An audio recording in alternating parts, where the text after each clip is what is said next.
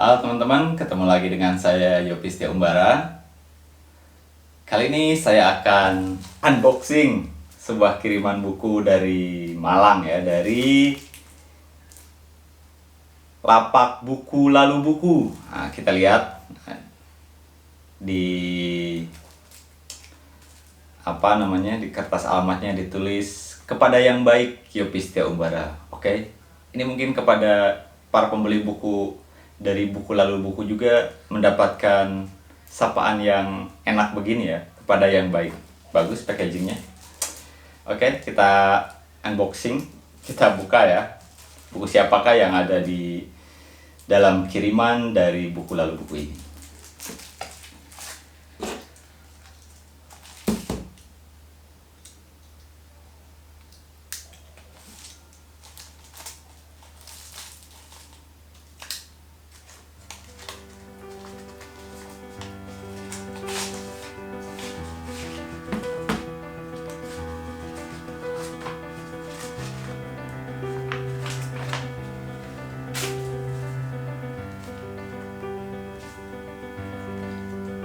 Wah, asik sekali ini.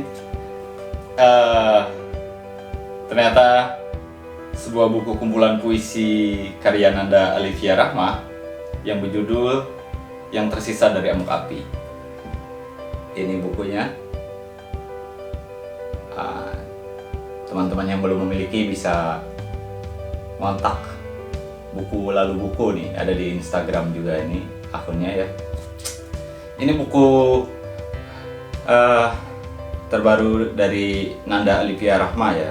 Kalau tidak salah ini adalah mungkin buku keduanya, karena buku pertamanya itu berjudul Buku Kumpulan Puisi Kapalaran ya. Itu buku yang memenangkan sayembara di Dewan Kesenian Jawa Timur kalau nggak salah. Tapi saya tidak punya karena mungkin buku itu peredarannya agak terbatas lah. Tapi nanti insya Allah akan saya cari, karena Nanda ini merupakan salah satu penyair perempuan yang lahir di Surabaya ya tahun 1994, yang juga cukup bikin penasaran. Yang membuat saya penasaran dengan Nanda itu adalah tentu saja pertemuan pertama saya dengan Nanda, bukan pertemuan secara langsung, tapi pertemuan saya dengan puisi Nanda di buruan.co. Jadi pada tahun 2019 ketika mulai membuka rubrik puisi dengan yang ada honornya gitu, di awal-awal itu bulan Februari kalau nggak salah, ada seorang pengirim ya, saya baca di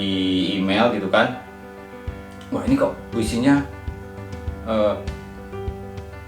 ngawur gitu ya, seru gitu kan, aneh itu puisinya, ada perjalanan ke bulan lah, Castor dan Pollux ya, apalah macam-macam.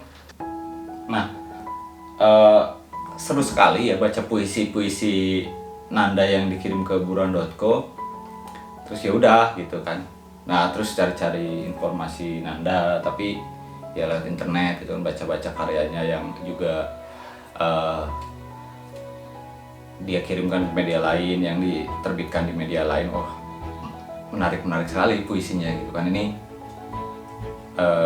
kelak ini bakal menjadi penyair perempuan serius lah. 2020 ketika dia dimuat lagi di buruan itu, kemudian saya bilang ke Willy ya, kru buruan, Will, coba kontak Nanda, kita terbitkanlah puisinya. Sial, ternyata buruan kalah cepat dengan Pelangi Sastra yang kemudian menerbitkan buku ini. Jadi oke, selamat kepada Pelangi Sastra yang sudah mendapatkan naskah keren Nanda Alivia Rahma. Oh iya, ini dari unboxing itu kita dapat batas baca dan juga 2 buah stiker Buku Lalu Buku, dan ya cenderamata 2 stiker ini keren sekali. Nanti akan saya tempel di mana ya, nantilah kita cari tempelnya. Oke, sekarang kita buka bukunya. Plastiknya belum saya buka dari tadi, saking antusiasnya membicarakan Anda ya. Oke, kita judge the book by its cover dulu ya. Ya FYI, kadang-kadang saya juga bikin cover buku dengan nama Cover Boy. Covernya menarik, saya kira cukup bagus ya. Bagus covernya. Kita lihat siapa yang bikin covernya nih.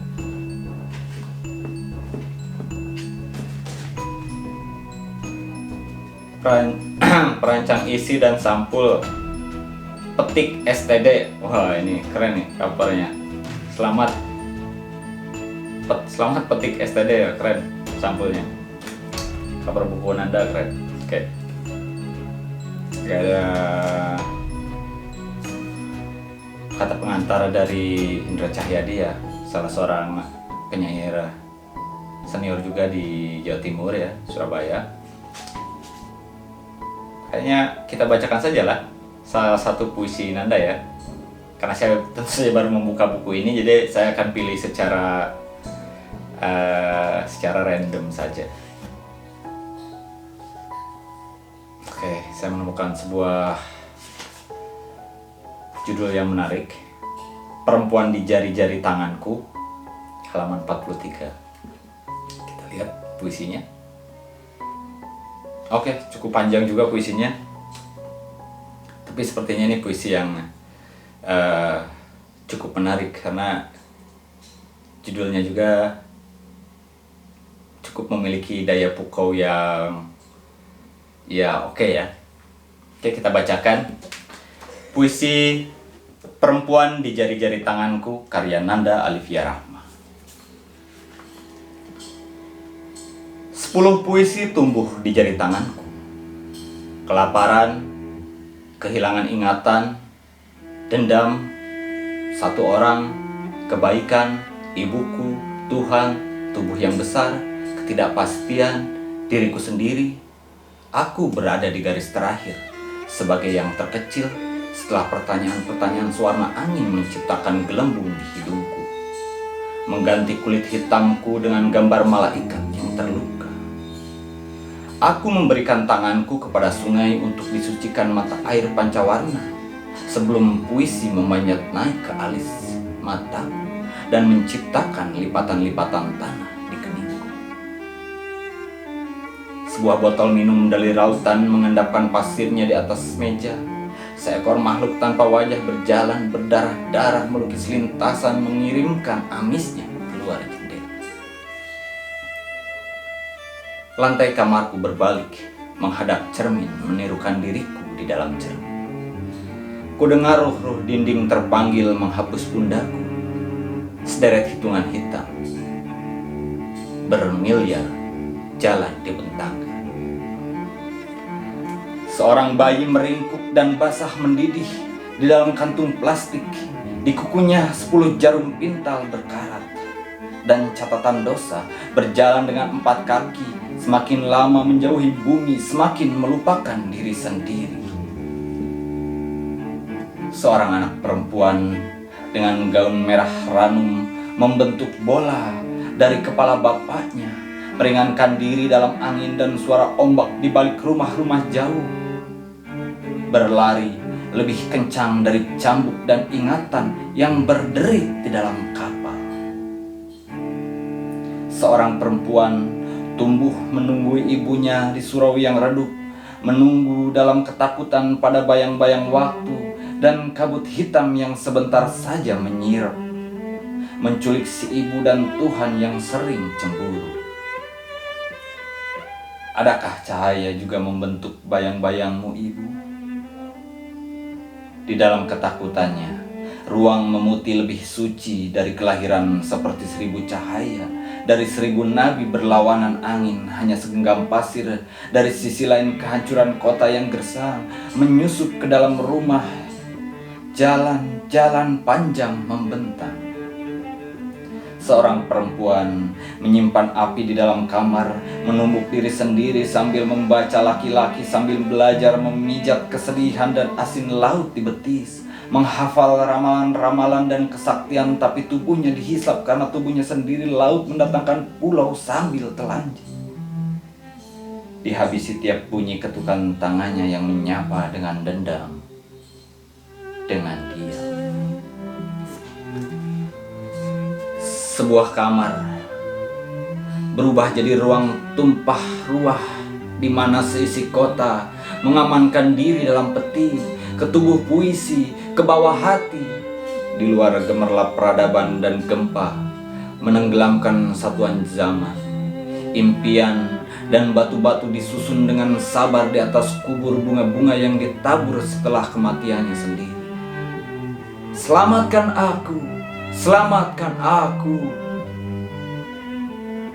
Di sebuah tembok, di barat, wajah-wajah menyerupaimu, menyerupaiku, membentuk pasar, bergerak jemaah, tetapi tak pernah kuucapkan doa itu, tak kuucapkan. Ke dalam puisi atau ruang sembunyi yang gelap dan hangat, Tuhan tak pernah seputih kukuku, tidak pernah berkaitan denganmu. Meski ku dengar waktu telah jadi denyut kebas dalam gerak kesadaran yang lancip, di dalam cermin seluruh kamar mengecil kecuali diriku dan sebuah suara.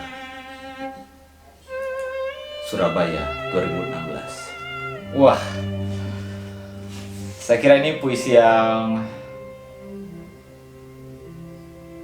keren ya. Kalau teman-teman ingin tahu seberapa keren lagi puisi-puisi Nanda Alivia Rahma, saya kira mesti segera mengoleksi buku berjudul yang tersisa dari Amuk Api ini. Karena buku ini diterbitkan Pelangi Sastra yang notabene adalah penerbit indie, jadi harus segera buru-buru mencarinya sebelum mereka kehabisan stok. Tetapi bagus kalau kehabisan stok juga, artinya nanti mereka cetak ulang. Oke, selamat Nanda dan penerbit Pelangi Sastra, dan terima kasih juga tentu saja kepada Buku Lalu Buku ya. Oke teman-teman, sampai ketemu lagi.